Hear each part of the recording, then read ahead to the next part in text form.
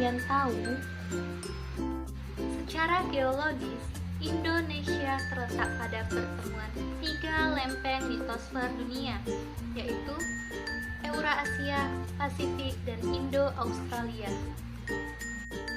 Posisi itulah yang menyebabkan Indonesia dilalui 2 jalur pegunungan dunia, yaitu Sirkum Mediterranean dan Sirkum Pasifik. Hal tersebut menyebabkan Indonesia memiliki banyak sekali gunung berapi, dan sebagiannya masih aktif sampai saat ini.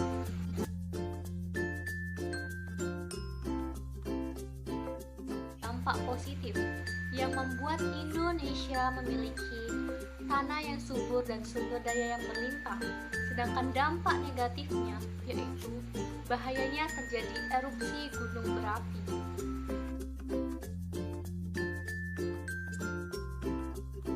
Erupsi gunung berapi merupakan peristiwa di mana endapan magma yang ada di dalam perut bumi didorong keluar oleh gas yang bertekanan tinggi. Peristiwa ini berhubungan dengan naiknya magma yang ada di perut bumi. Adapun material yang akan dikeluarkan saat terjadinya erupsi gunung berapi seperti gas vulkanik, awan panas, larva, dan lahar. Pertama, ada gas vulkanik. Nah, gas ini akan keluar bersamaan dengan meletusnya gunung berapi. Di dalam gas ini terdapat zat yang berbahaya seperti karbon monoksida, karbon dioksida, sulfur dioksida, dan nitrogen. Yang kedua, awan panas. Awan panas ini dapat kita lihat di puncak gunung berapi, di mana awan panas ini merupakan material yang turun dari puncak gunung tersebut. Suhunya bisa mencapai 600 derajat Celcius, dan nantinya akan merusak bangunan yang ada di sekitar itu dan dapat merusak lingkungan di sana. Yang ketiga, ada lava. Lava ini merupakan magma yang keluar dari permukaan gunung tersebut.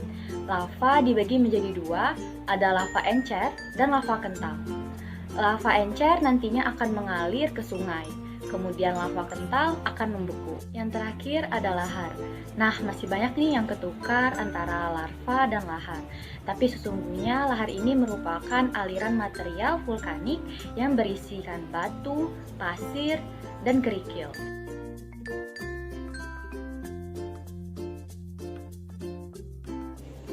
Manajemen penanggulangan bencana. Apa sih yang dimaksud dengan manajemen penanggulangan bencana?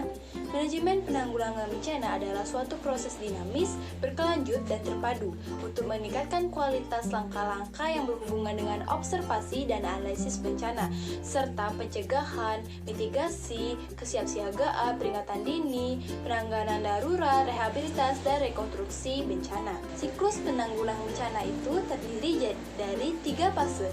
Yang pertama ada fase prabencana atau fase sebelum bencana. Fase prabencana pendekatannya adalah pengurangan risiko bencana dengan tujuan untuk membangun masyarakat Indonesia yang tangguh dalam menghadapi ancaman bencana. Jadi di fase ini masyarakat Indonesia telah dipupuk agar mereka mengetahui tentang hal-hal mengenai bencana tersebut dan mereka mengetahui tentang langkah-langkah yang akan mereka lakukan saat terjadinya bencana. Jadi di fase ini diharapkan bahwa saat terjadinya bencana nanti resiko korban jiwanya itu sedikit. Yang kedua, ada fase saat terjadinya bencana. Fase saat terjadinya bencana, sasarannya adalah save more life atau menyelamatkan kehidupan yang banyak. Kegiatan utamanya adalah pencarian, penyelamatan, dan evakuasi, serta pemenuhan kebutuhan dasar seperti makanan, minuman, dan rumah yang nanti akan ditempat tinggali oleh korban bencana.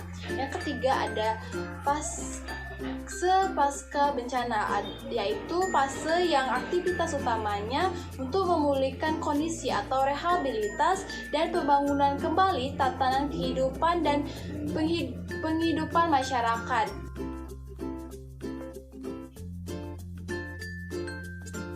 Dan di sini kami akan membahas tentang manajemen penanggulangan prabencana erupsi Gunung Merapi. Pertama ada sosialisasi tentang peristiwa gunung berapi pada masyarakat awam, seperti gempa bumi dan gunung meletus.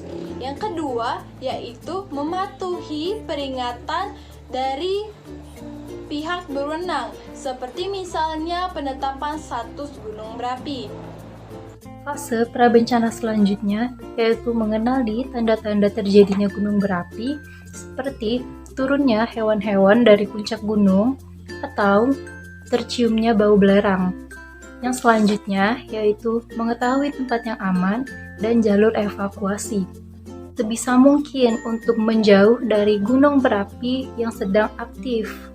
Selanjutnya yaitu jika kamu bertempat tinggal di dekat gunung berapi, usahakan untuk menyediakan kacamata renang, masker, senter, dan radio dengan baterai yang masih berfungsi.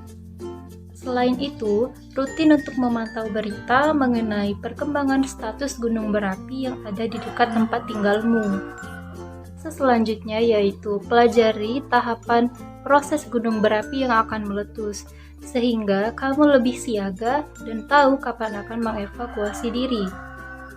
Dan yang terakhir yaitu simak dan ikuti arahan dari petugas yang berwenang mengenai status dan radius aman dari puncak gunung berapi.